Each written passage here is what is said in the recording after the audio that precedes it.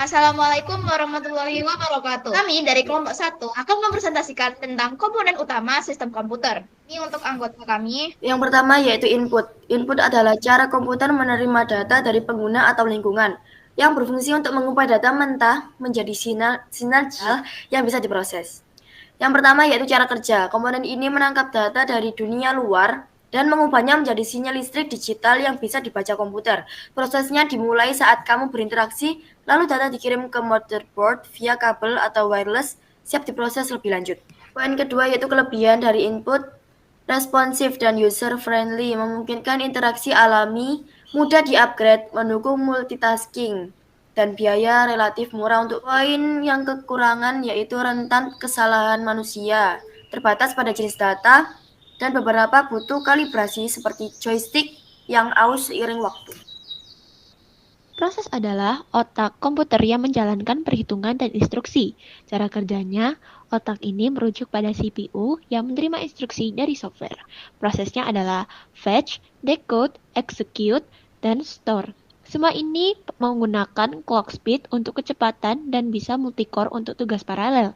Contohnya, saat membuka Excel, CPU ambil rumus dari input, hitung angka-angka via ALU, lalu hasilnya dikirim ke output di game GPU, atau render frame demi frame secara real.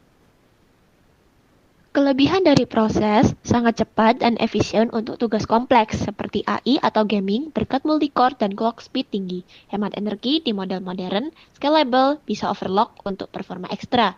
Kekurangan dari proses sendiri, panas berlebihan kalau overload, butuh pendinginan yang bagus, mahal untuk high-end, konsumsi daya tinggi di laptop bisa mengurangi baterai cepat dan nggak tahan lama. Selanjutnya ada output. Output menampilkan atau menyajikan hasil pemrosesan agar bisa dipahami manusia. Fungsinya mengonversi data digital menjadi bentuk fisik atau visual. Cara kerja. Setelah data diproses, output ubah sinyal digital balik jadi bentuk yang bisa kita lihat atau dengar atau sentuh. Prosesnya, CPU kirim data ke perangkat output via bus data lalu dikonversi. Ini selesai alur utama, input proses output.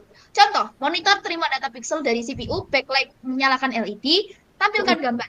Printer kerja dengan panas atau tinta yang cetak data digital ke kertas, seperti cetak dokumen Word jadi fisik.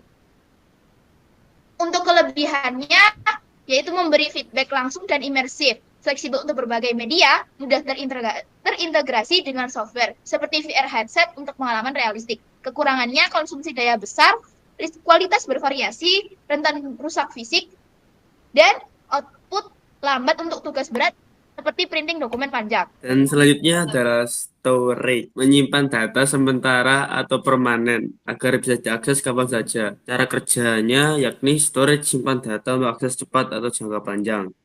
Primary storage volatile, data hilang saat mati kerja dengan akses random via address bus.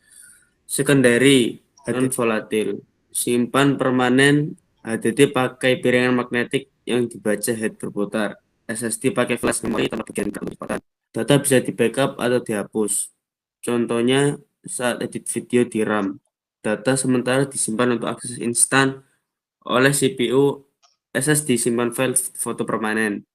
Tulis data ke sel memori, baca ulang saat buka galeri tanpa kehilangan. Dan selanjutnya yakni kelebihan dan kekurangan. Kelebihan, kapasitas besar dan andal untuk backup, akses cepat di RAM untuk dimultitasking lancar. Non-volatil seperti HDD atau SSD simpan data permanen tanpa listrik, hemat dan biaya jangka panjang. Kekurangan, RAM volatil, HDD lambat dan berisik karena bagian gerak rentan gagal mekanis. SSD mahal per GB dan punya batas tulis, plus sensitif terhadap magnet atau panas ekstrim. Berikutnya adalah peripheral. Peripheral adalah perangkat tambahan yang terhubung ke sistem utama untuk ekstensi fungsi. Seringkali input atau output sekaligus. Dan cara kerjanya, ini ekstensi yang menghubungkan ke port USB atau Bluetooth, kerja sebagai input atau output tambahan. Prosesnya, driver software DOS, deteksi perangkat kirim atau terima data via protokol. Lalu, integrasikan ke sistem utama, bisa plug and play, atau butuh install. Contohnya, scanner, input, cahaya scan, dokumen, sensor, ubah jadi file digital, simpan ke storage, headset. mic input suara, speaker output, semuanya sinkron saat Zoom call. Nah, berikutnya adalah kelebihan. Kelebihannya extensible dan plug and play. Tingkatkan fungsi tanpa ganti, sistem utama, countable dan wireless. Biaya tambahan rendah untuk aksesori dasar. Kekurangannya, kompatibilitas, isu, dan interferensi wireless. Hal untuk premium, saya bisa overload port USB kalau terlalu banyak terhubung.